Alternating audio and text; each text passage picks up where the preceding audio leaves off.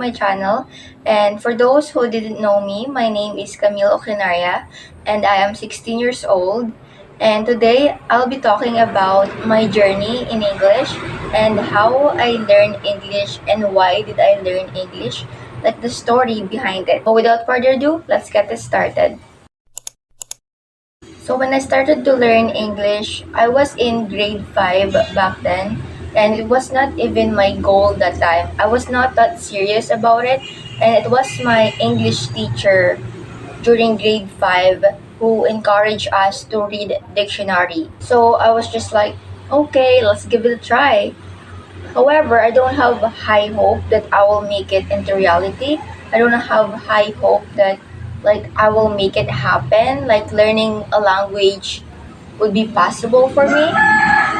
However, during when I was in grade 5 and 6, I was pretty consistent with reading dictionary like almost every weekend because I don't have time in weekdays. I do read dictionaries and I even have a notebook where that is where I jot down the words that I have learned from dictionary and then I will use those words into sentences. Like for instance, the word O, O-W-E. I will learn that like Tagalog to English.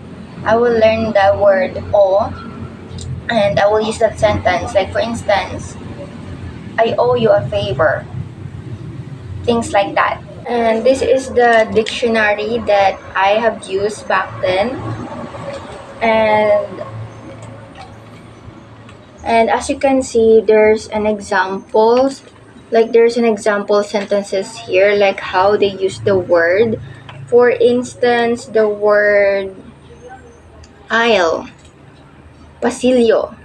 Nena's store is at aisle. Ang tinda ni Nena ay nasa pasilyo. So, as you can see, not only I learned English words here, but also phrases. Another instance, the word aim, which is layunin. And example sentence is, his aim in life is to be a good man. Ang kanyang layunin sa buhay ay maging isang mabuting tao. So that kind of way I've learned English. And during elementary, I also have storybooks. This is from my aunt. This books and also this one. I've read it like a lot of times already, like multiple times. And yeah. Luckily I kept this, although it was not complete anymore, but like I still have this. Anyways, during grade 5 and grade 6, I have the same English teacher and she always made us to create a lot of essays. So that time I was able to enhance my grammar, my vocabulary, and also I was able to have the opportunity to use all of the words that I have learned from the dictionary and I was able to apply it to essays that we always make. And sometimes if our English teacher will let us finish our essays at home, then I often ask my cousin to help me to write better essays. So I was able to write better essays back then with her help, and I also learned a lot of new words from her back then. So moving on to when I was in high school, and this is where I took English more seriously, and also this is where I improved my English more. And so during grade 7, I can wrote better essays compared to when I was in elementary. However, my English wordings back then were still pretty basic. Like, for instance, the word but, B-U-T. I only use the word but. I've never used the word nevertheless, yet, however, those kind of synonyms. I've never knew those advanced words back then. My grammar still sucks and I could not speak and talk English in front of the class back then. However, during that time I was also able to help some of my classmates with English words every time that we have to create essays. I guess it's a win to win because not only I was able to help them, but also myself because I was able to retain the words that I have learned from dictionary. Although I was not able to speak in front of the class, I started slow, only to my friends back then. And fortunately they allow me to speak, like they don't complain me speaking English back then. Then moving on to when I was in grade 8 and grade 9. During this time it was pandemic and I only took online classes instead of modular. So since I don't go to school, I have plenty of time to work on my English. So there's 5 things that I did during pandemic that I still do right now. So number 1 is reading. My cousin lent me books which are non-fiction books, and these are the examples of that non-fiction books. Also have this one. These are my favorite authors: Bo Sanchez, David King, and also John Maxwell. And I also read non-fiction books online. Like for instance, Rich Dad Poor Dad by Robert Kiyosaki, Atomic Habits by James Clear. I forgot the other titles, but yeah. And also, I read novel once.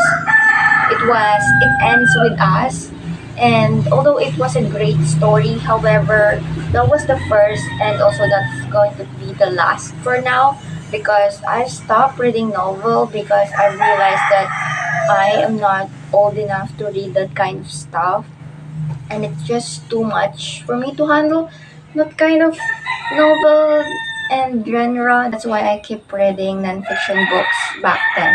Anyways, during that time, I was able to expand my vocabulary, enhance my comprehension, because I also noticed that for all the books that I've read, they use idioms, they use advanced words in English.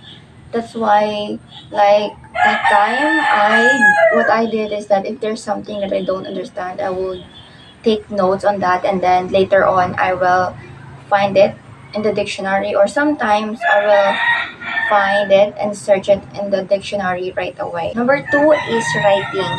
So during pandemic, I only wrote essays once in a while because for only the purpose of online classes, like English subject, only for that. And then that's why I discovered journaling. So I did journaling back then, and even now in the present, I still do journaling. Not only it helps me to improve my English because I am able to think and write it down, but also to keep records on how and what I have been lately. And journaling has been one of my habits until now. I love journaling. I don't know, there's something about it that I really enjoyed, and it helps me to relieve my stress as well. And also, if there's something that is going on to my life, it's kind of like my friend as well. Like, that journal is not able to judge you, but like just listen to what is in your mind, like by just writing it down. So that has been a good technique that has been working on me to improve my English. Hey guys, this is me editing, and I just realized that I missed the third step that I did, which is number 3, watching. Back then, I used to watch English tutorials, grammar rules, antonyms, synonyms, idioms, those kinds of stuff. And I even have this notebook. This is where I jot down all of the rules that I have learned. Then one day I realized that I kept forgetting the rules that I have just learned after a week. Like I'll be like, what was that again? Like I'll be like that. Decided to stop until I switched to watching basic English videos like this one. They are all about basic English conversations. Then until one day I was ready to watch normal English conversations like in English movies, TV series, vlogs, and I find it entertaining. That's why I started to watch those kinds of videos. And then until one day, I kind of felt like boring. I kind of, it's not like it's boring, but like kind of like wanted to try something new. That's why I started to watch Chinese dramas and K dramas as well. So not only they are entertaining, but also I've learned English because there's an English subtitles there. So at the same time, I'm still learning English. However, from time to time, I still watch American movies, TV series, and of course, I still watch vlogs. As long as I have time, I just always figure out like what works for me, like what's convenient for me, and I make sure that I'm not going to bore myself. That's why I make English fun. I just do it for fun. So yeah. Number four is listening. So during pandemic, I used to love to listen to podcast. It's about self-improvement, self-discovery, and also I used to listen to the podcast from one of my favorite celebrities like Emma Chamberlain. She talks a lot about like anything, anything goes with Emma. That's her name on Spotify. Oh yeah, I am able to hear new words from her.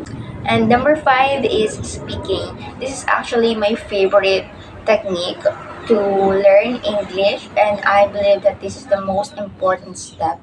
And for me, you don't have to have the perfect grammar to start speaking. And I believe that you can start speaking right now, even though you barely know anything, because that is where I started. And I'm really grateful that I started as soon as I can. No, although I started to learn English when I was in grade 5, but only started to speak when I was in grade 7. However, for me, right now, if you really wanted to learn English, you should start speaking now. Like, don't wait for you to have a perfect grammar to start speaking. You should start speaking right now. Anyways, during pandemic, I don't have anyone to talk to in English, neither someone who I can practice with in English. So what I did that time is I just do vlogging. I just talk to myself, and also if I don't have my phone with me, then I'll just going to talk to myself, or sometimes in the mirror, if it whatever is convenient for you. So I do vlogs like almost every day, like after online class, or during I make my modules. So yeah, I talk in English back then, and to be honest, when I started to do vlogging, I was so slow to speak, and like that time I even translate Tagalog to English in my head. Like I need to think first before I speak.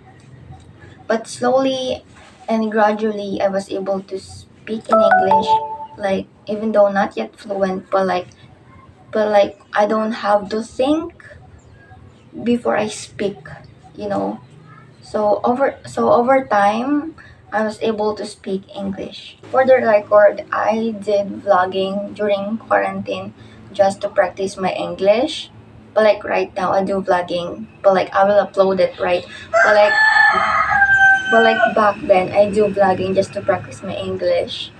And over time, I stopped to translate English. One day, I attempted to talk to my cousin in English, and to my surprise, I was able to talk to her in English. That made me realize how much progress I have made through just vlogging, through just talking to myself in the mirror, to myself, just doing to myself. Like, it's a great progress for me. And little by little, I become more and more good at English. Moving on to when I was in grade 10. So, during that time, I was pretty confident with my English, and I could even talk to my friends in English with ease. And I am actually grateful that my classmates don't complain that much every time that I will speak English. And also, during this time, I could now talk English into the class during recitations, presentations, reportings, and all of the stuff. So yeah, and also my essays improve a lot, and also my pronunciations as well. And if there's one thing that I've discovered was that I still made grammatical errors from time to time, but I guess it was not as terrible as before. And eventually, I've just learned to learn from my mistakes, and I did not let those grammatical errors to stop me from speaking. So I just continue, like, okay, I made mistakes. Let's figure out, like, which phrase is correct. Like, every time I will make mistakes, I will just going to figure out, like, the correct grammar for it. And I did not get discouraged back then, like, during grade 10. Like, I just accept my mistakes during that time. So in this fifth technique, which is speaking, I started from speaking to myself, to my cousin, to my phone, to my friends, to our class, and now to social media through vlogging. And that's actually the reason why I speak English to my vlogs. That's all because I am practicing my English and I'm working on my English. I just find ways on how I can practice my English. So since I vlog before during quarantine, but I've never uploaded because I just did it just to practice my English. And now I do vlogs not only to entertain people but also to, keep memories and also to practice my English at the same time. And so that my future me can look back to my Facebook and like see how much progress I have made and like how I speak right now, like my grammar right now, and like how much progress I have made so far. And I'm actually grateful right now that we have a lot of resources and ways to learn English. And we can use our gadgets to learn English. We can read online, we can watch, we can listen. And also there's English online courses and platforms nowadays. But I've never tried one because there's a fee. But like there's other ways to learn English which is free, just like what I did. Just always find ways. Like there's a lot of opportunities for you to learn English. So if I were you, I will seize it. I will seize it. I don't know if I pronounce it right, but like I will seize it. Although I only have dictionary back then and I could barely watch like English movies, like anything in English. I could not listen to English. All I have back then is just really dictionary with example phrases. But like that helped me, like that did not stop me from learning. And like maybe right now if I'll do it again, I'll be bored. But like maybe because that time, the reason why I was consistent was because I have a lot of motivation that time. And like until I fell in love with English language. And if there's one tip that I can give you right now is that don't take English as a subject but a part of your life. In that way, it's much more easy for you to learn English because it's just you're not doing it for the English subject but also for yourself to talk to your friends, to talk to like anyone in English. And yeah, and I believe that learning language right now is is essential because it is for your future. I believe that I should not wait for myself to be in college to learn English. That's why I started at a young age. And yeah, it's not too late though to learn English. We have a lot of time. So we should not take this time for granted. That's why if you really wanted to learn English, do it as soon as you can. Do it as soon as possible. Do it for yourself and don't be discouraged and don't be afraid to make mistakes because I myself, I made a lot of mistakes already, and surely I will make mistakes in the future, but just don't let that stop you from speaking and from learning and from achieving your goal. If your goal is really to learn English, and for me, it's not enough that you just wanted to learn English. You must take action. You need to work towards your goal. And just like, and we have math presentations back then. I just remember this quote. What was that quote again? There's no shortcut to success. You have to take the stairs. I guess I can apply it in this video because, like, if you really want success for your English, if you really wanted to learn English, then you should take action. Then there's no shortcut. Okay? You should take action. You should, it's a long journey for you, to be honest, but just take the stairs one at a time, like learn from the basics before you jump into another level. Like, be a beginner, intermediate, and then you can move to advanced level. But like, yeah, don't be stuck with your English level right now, because I've been there. That time during pandemic, I was stuck with my English. I was actually discouraged, and I felt like I can't do it anymore because like I realized that I have a lot English words to learn. I was so negative that time. Like, I thought like it's going to be impossible for me to speak English because that time I kept making a lot of mistakes. But like, I guess what motivated me is the books that I also read during that time, because it's about motivation, self-improvement, and they talk about like you should not give up on your dreams. If you really wanted it, you should take actions, and like whatever it takes, no matter how hard it is, just never give up. Like, just focus on working on your goals. Don't mind what other people would think about you, or like don't mind whether people will judge you if you make mistakes, if they laughed at you. It's fine, because their opinions doesn't really determine you. Through reading nonfiction books, I also learned to just ignore those kind of people and just focus on the people that really supports you. So yeah, I guess reading books does not only help me to enhance my vocabulary, improve my English, but also my myself, my me personally. So guys, I guess I talk a lot, and you might find this video a bit childish and unprofessional. However, I'm doing this to encourage you guys that if you really wanted to learn English, you must take action. If you wish to be able to speak English, that wish could only be granted by yourself. If there's no one to help you have yourself to help you. You have your phone, you have a lot of ways to learn English. For free, there's a free ways to learn English. Just be consistent with it. Just commit, take action.